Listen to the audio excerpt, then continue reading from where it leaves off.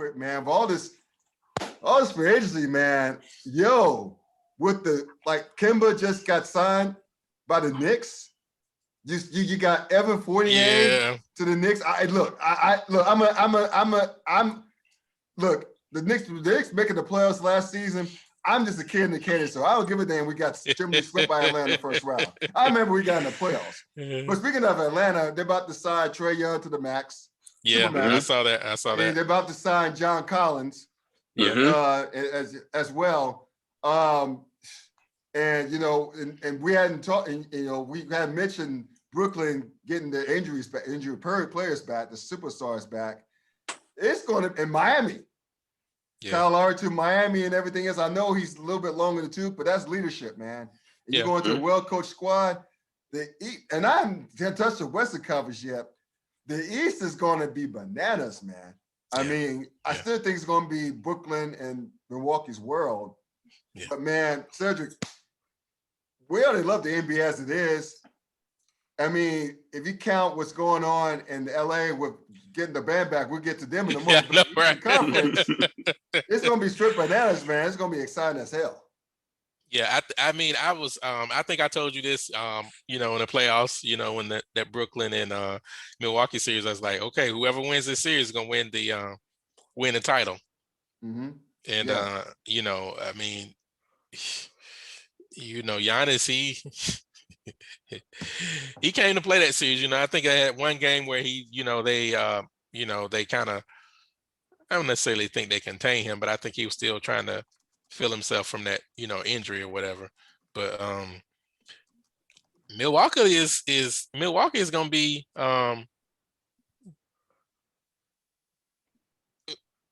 going to make some noise. I mean, I don't expect this to be a one-time thing for them. Right. And I know Brooklyn, obviously has some injuries, but Milwaukee did what they're supposed to do. Mm-hmm. So, and I know Chris Paul, he re-signed he's expected to re-sign, or did he re-sign already? Yeah, he re-signed. He re-signed with the Suns. So 4 years to $120 million. Yeah. Okay, so he got, he's getting paid. Obviously, they need to figure some stuff out there because they didn't have an answer. They didn't know how to. Giannis ate them up. He ate them up, and they had no answer for him at all. And I don't know, they just weren't able to make the adjustments. Well, let me ask you this real quick, man, and Dwayne, feel free to chime in as well.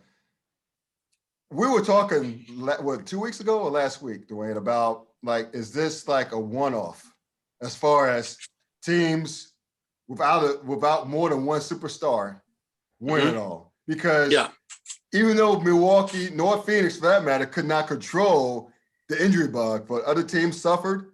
Mm-hmm. It's still, people still look at this like, well, but right? Yeah, but what if Kawhi was not hurt?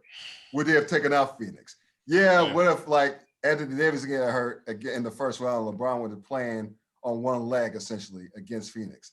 What if the second round in Denver? What if Jamal Murray wasn't hurt for Denver? Mm-hmm. What if Kyrie didn't get hurt? What if James Harden wasn't playing on one leg against Milwaukee? You know what I'm saying? It's so many what ifs.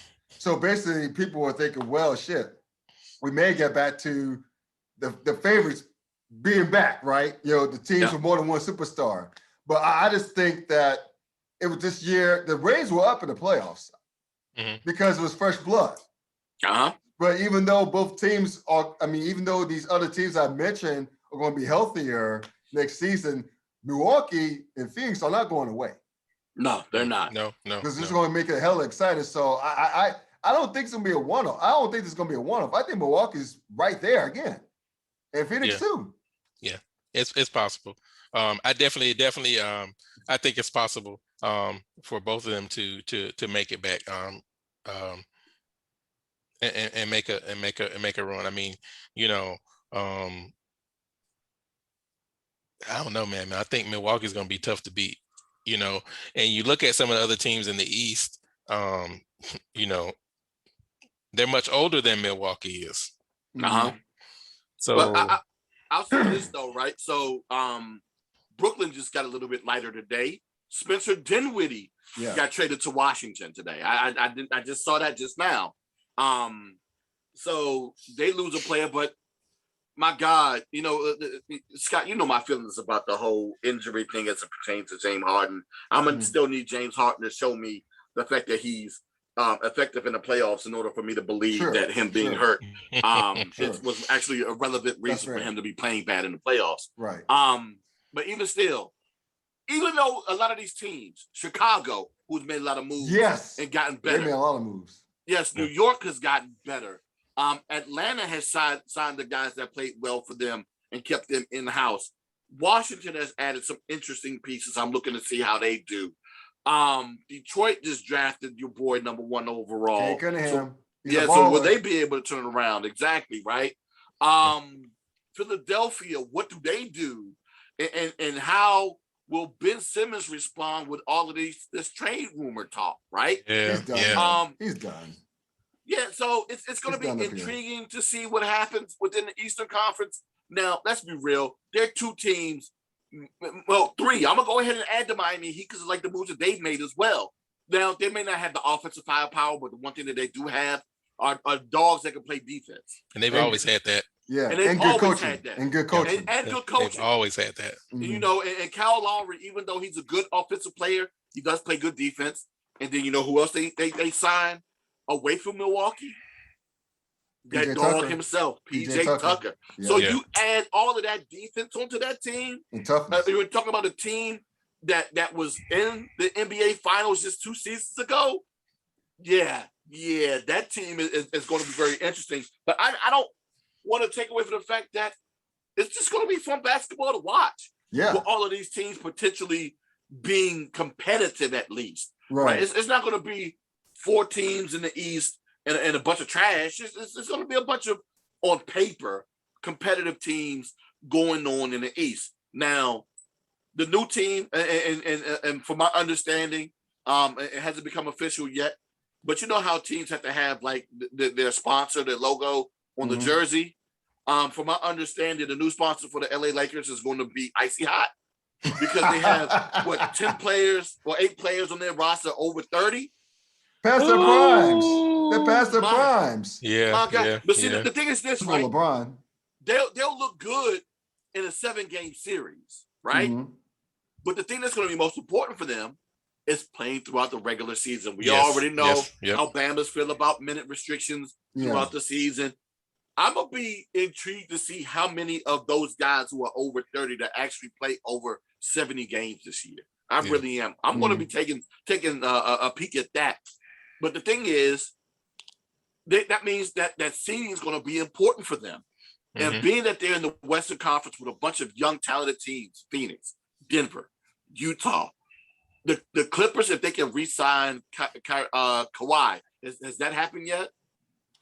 They think it's going to happen. Nothing's sure yet. You never know with Kawhi.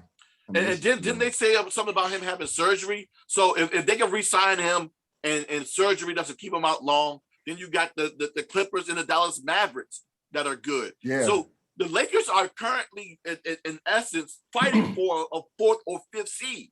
Yeah. If they don't get that 4th seed, that means they don't get a home court advantage. You're right. If they don't get a home court advantage, it makes it that much more difficult for this aged veteran team to win games. But the one thing to their benefit is that they're aged and they're veterans and they know how to win on the road. Yeah. So, I know some people are excited to see this team. They still missing, in my opinion, a consistent outside shooting threat, even though Carmelo can stretch the floor. Ariza can occasionally stretch the floor as well. They got tougher down low by bringing Dwight back. They get another facilitator in Russell Westbrook. I was about to call him Russell Wilson. Oh my God. But yeah, they get another facilitator in Russ. So this team, once again, on paper, looks good. But how will they look through an 82? That's what I'm waiting to see. Yeah.